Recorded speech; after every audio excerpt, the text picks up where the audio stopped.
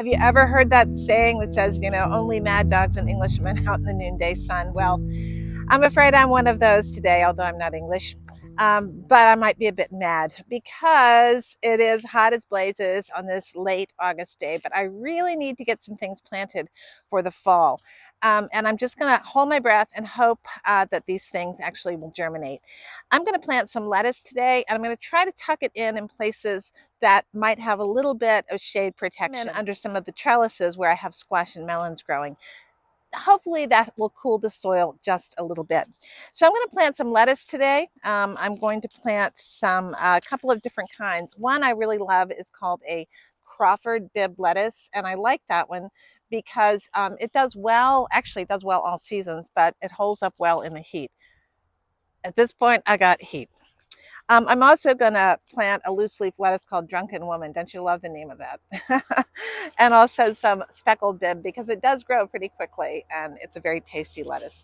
I'm also going to tuck in a little bit of additional kale. I think I'll plant some of the lacinato kale and a few more radishes here and there. I've got some growing already, but I want to put some more in, particularly these watermelon radishes, which are great fall radishes.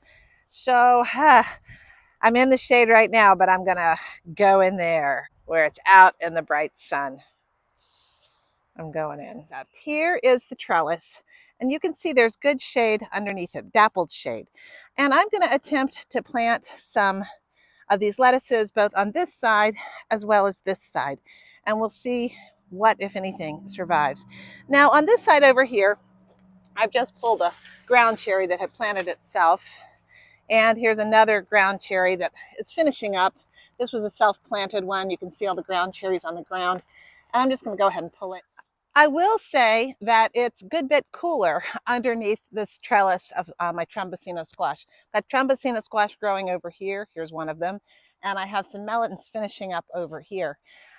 So I think this is a pretty nice place to go ahead and try to plant some of the lettuces. They might have a hope of germinating. So I'm just going to basically plant this among these plants here. I don't want to dig too deep because I don't want to disturb the roots of the Trumbacino squash that's growing on the one hand. On the other hand, this lettuce is pretty shallow rooted. I'm surprised that the soil is not roasting, so that's a good sign. That's going to give me some hope for this lettuce here. I'm really hoping I can get some nice lettuce going because I do like to have my lettuce in the fall. Impossible to grow in the summer. Pre-water this. Let that soak in while I get the other side ready. Oh yeah, this has a lot of mulch on it, so the soil underneath is actually reasonably cool. Okay, yeah, soil is decently cool. This might actually work, folks. Stay tuned, find out. I'm gonna pre-moisten this too. Normally I wouldn't do this, but because it's been so hot and so dry, I'm gonna do it. Go ahead and put the speckled Bibb on this side. Lettuce seeds are tiny and they should be sowed very, very close to the surface. They actually, a little light can help them out along their merry way. I'll just sow a few here and there, and then we'll thin whatever comes up. We'll just cover these up ever so slightly, and we'll see what becomes of this little planting, if it works. I am heartened to know that the soil underneath here is significantly cooler than what's out there in the big bad world, and certainly the air temperature. But I will keep this very well watered. I'll just sprinkle them in here. We'll see what happens. One of my big challenges in getting things started for the fall is really how to manage it with a garden that is in full blast summer mode. I mean, as you look around, you can see that things are just growing everywhere. So space is an issue, and I do try to tuck things in where I can.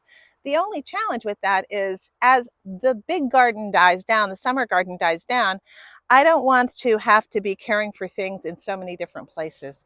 So this year, I'm trying to be a little bit more intentional in consolidating some of that space. So if I'm taking care of my garden, or if I'm away and somebody else is taking care of my garden, they don't have to go quite all over and take so much time. The summer garden takes as Sage will attest, takes a very long time to water on super hot days. And I'd like to make it a little bit more simple for the fall.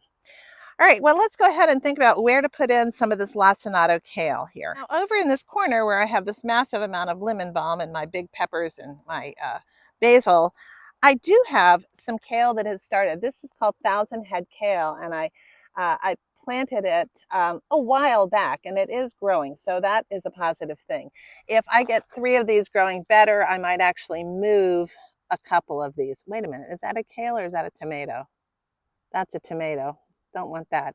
This is a 1,000 head kale, and that's a 1,000 head kale. That is a lemon balm there. Lemon balm is taking over the universe.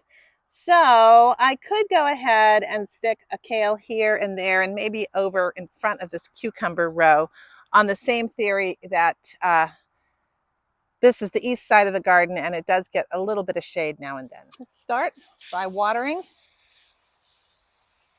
This is a new cucumber plant coming up to take place of the old one. Move back this mulch here. That's a calendula plant coming back, yay.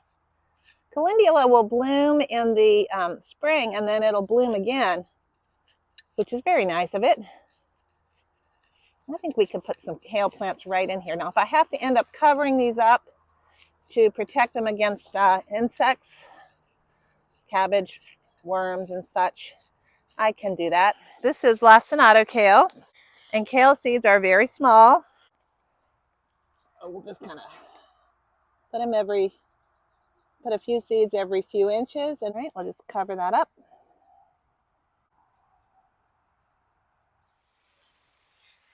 Now I think I'm going to go in and tuck in a little bit more chard and plant a few more of my watermelon radishes up in my garden where I've got some other fall things going. So I'm going to go ahead and do that, but I'm going to sign off now because it's getting warm and I think my camera is getting quite warm. So I thank you so much for watching. I will post in a couple of days and show you how my fall garden is progressing along with how it's doing side by side the big garden as well. But I'm just happy to go ahead and get some of these things in the ground and hopefully we'll get some good stuff for the fall. Thanks so much for watching. I hope your garden's growing well. Take care. Bye.